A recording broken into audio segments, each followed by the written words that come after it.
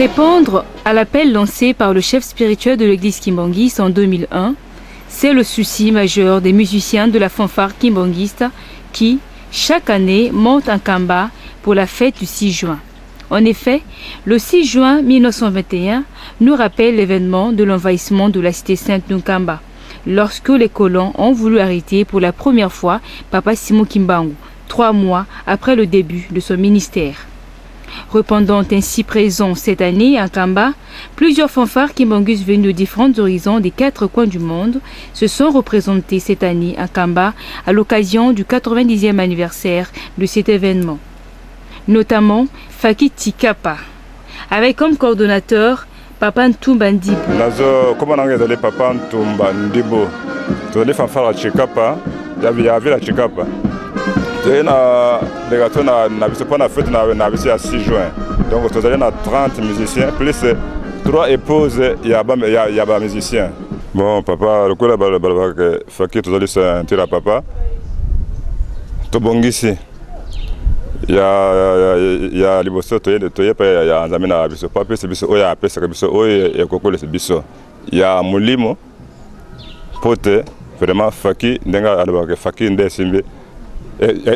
Église Mobimba. Faki Mbanza Congo a pour coordinateur Papa Joao Tomaku. Faki Angola, tracté par le président national Papa Dingue Pedro Miguel. Faki Soyo, Faki Luanda. Comment Papa Miguel Pedro Dingue, le président national de fanfare Angola, na memi province ya Mbanza Congo, na kati ya Mbanza Congo, pe municipio ya Soyo. Ondengeza lenga mutu natala kabango nazaki na tournoi ayo kutama na province ya Mbanza Congo ebongaki to ya na bango nzela moko pona ko ya ko kamba lesusu ba province nyonso kombo la ngai Bartolomeo na yuti na municipio ya Soyo en tozana délégation il y a 43 musiciens ba femmes musiciens ba sina ba épouse bazali 20 bana bazali 39 au total tozali 102 délégation 102 personnes toye ngai kombo na ngai Papa João Tomaku, touti na província do Zaire, concretamente na município de Mbanza Congo. Toz ali 47 musiciens.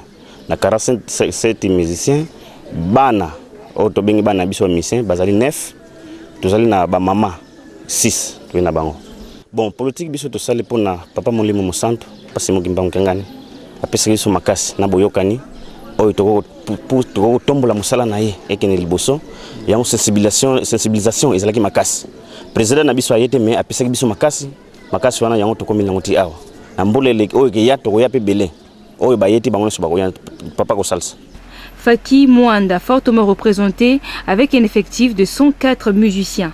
Faki Matadi, 140 personnes et délégation composée de musiciens qu'accompagnaient leurs épouses et leurs enfants.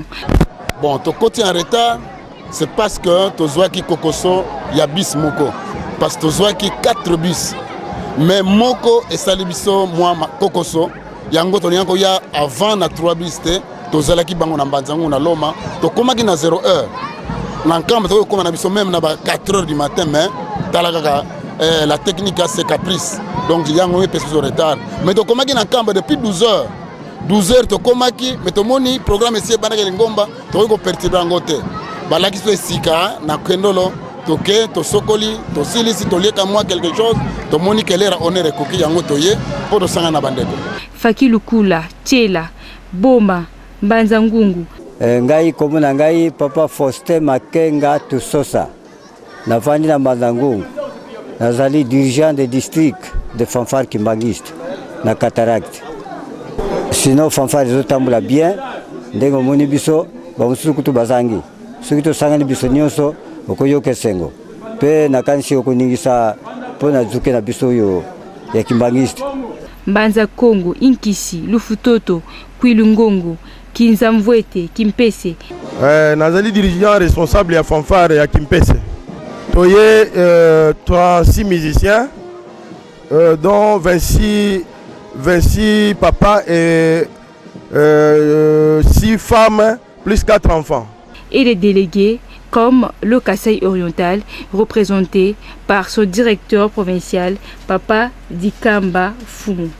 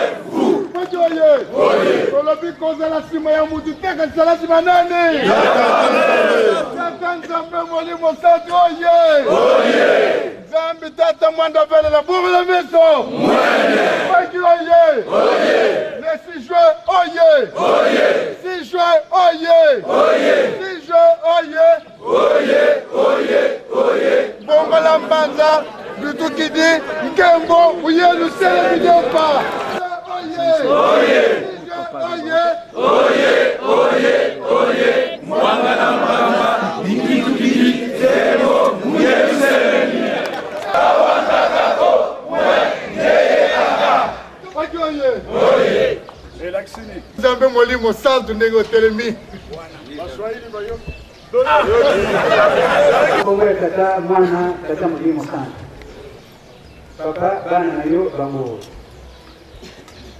toko kite na leo zalaki de awa nyonso de ba msusu za muna na poste kade ya mwana papa ya kite ya mama ile mko bote na wote na be papa kotala ile na china na mabe mko bote na wa kata papa bana yo bango yo baye yo mtozana nikambo kopeta na bana na yo oje makati ya mojini ya nzoto tozo yangu na kwamba tatamani muhimu sana. Faki oye Faki oye Faki oye sentir la papa toujours à l'avant coûte que coûte et unwe embazi ilungu biakuloe sai vokansai koe merci toye malgré ma difficulté zali makampe bazali mingi crise pe zali pasi na bisonde yango wana kasi tokolemba te ona nini oyo ezali ntango na biso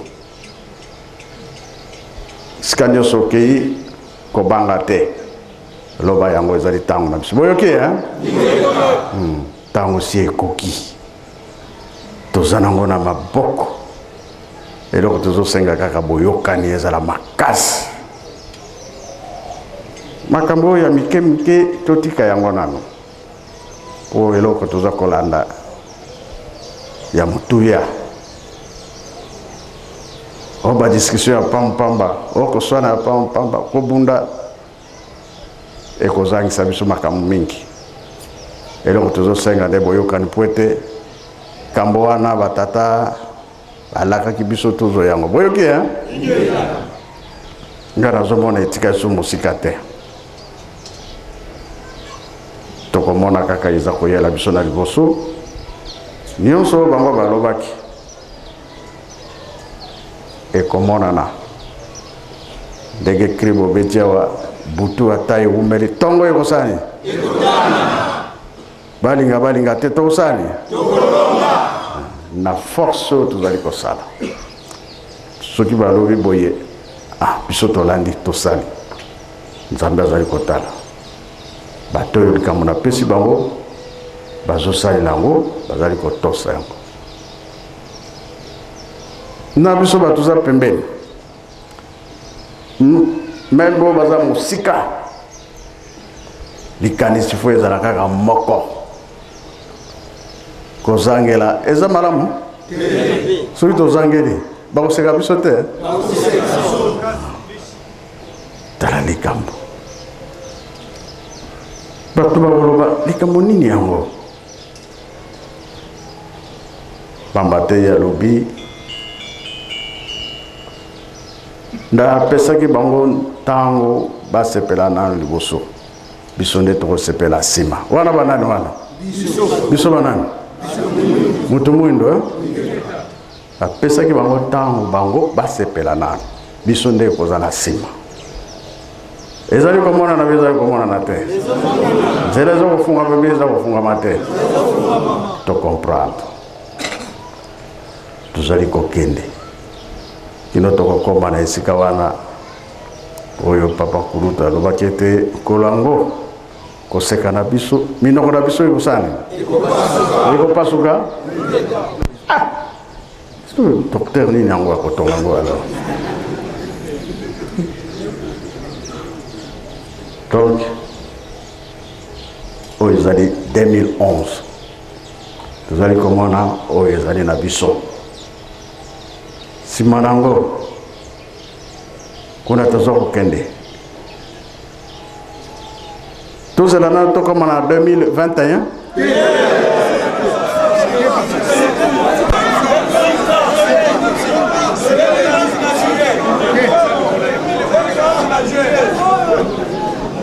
mosika mekolala kolamuka eza mosika te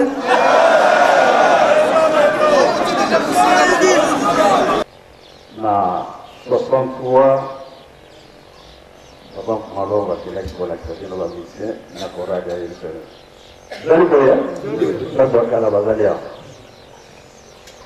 ngai na 2003 tokendaki mpona kofongola esika wana na ntango papa Mabanga azalaki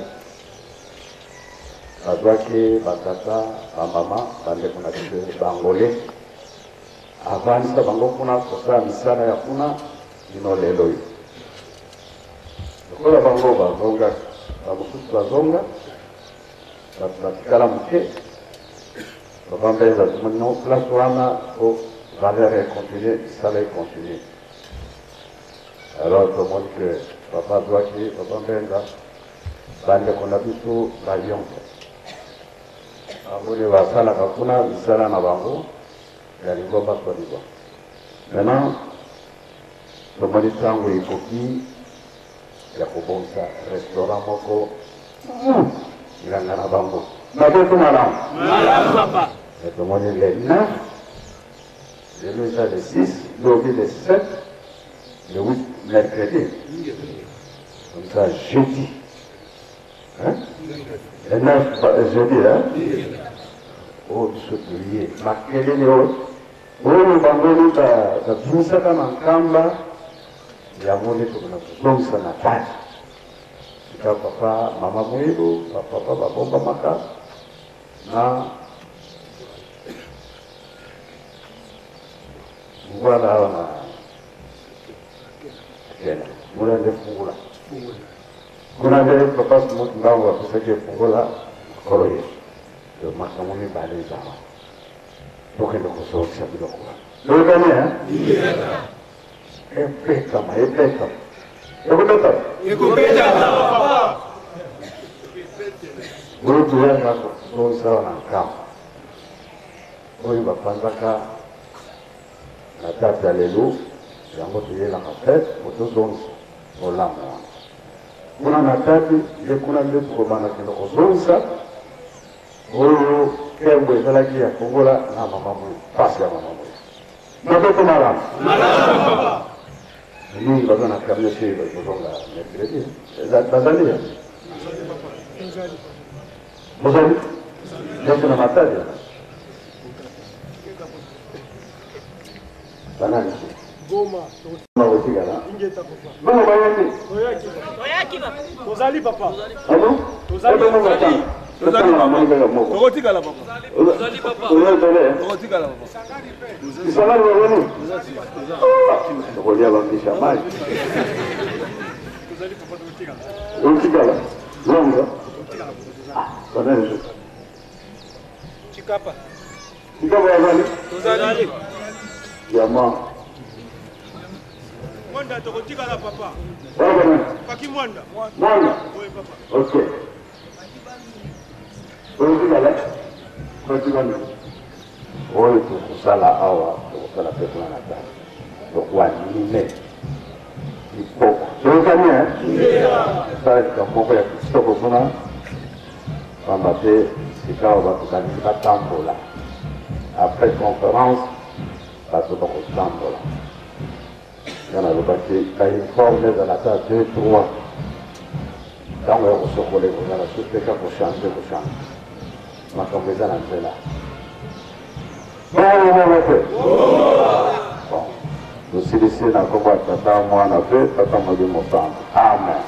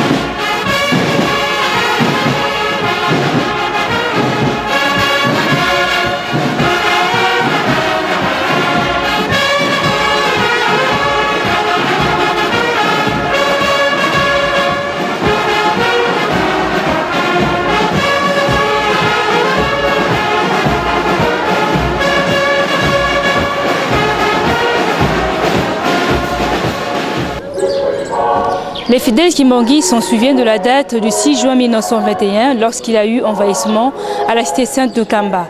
Ce rappel au quotidien suffit pour vous dire qu'une garnison militaire de 40 soldats bien armés, avec à la tête l'adjudant Morel, s'empara en Kamba pour tenter d'arrêter Apasimo Kimbangu pour la première fois le 6 juin 1921. Finalement, l'histoire a donné raison à Apasimo Kimbangu qui a réussi à imposer la doctrine kimbanguiste au Congo comme partout dans le monde. Et voilà, cette 10e édition suffit pour vous dire que la date du 6 juin de toutes les années est dédiée à la fanfare kimbanguiste. Tel que vous venez donc de suivre au cours des images précédentes. Et maintenant, nous vous confions donc de suivre la toute première journée spéciale organisée à l'occasion de ces festivités, disons à l'occasion des festivités du 90e anniversaire marquant l'envahissement de la cité sainte de Kamba. Avec la toute première journée sera donc l'œuvre de votre humble serviteur Dieu Bakosa la caméra au micro de votre humble serviteur Tétis Daniel Somba. Eh bien, on se retrouve dans le Saint-Homme de Kamba pour suivre le déroulement normal du culte de la première journée des festivités du 6 juin 2011.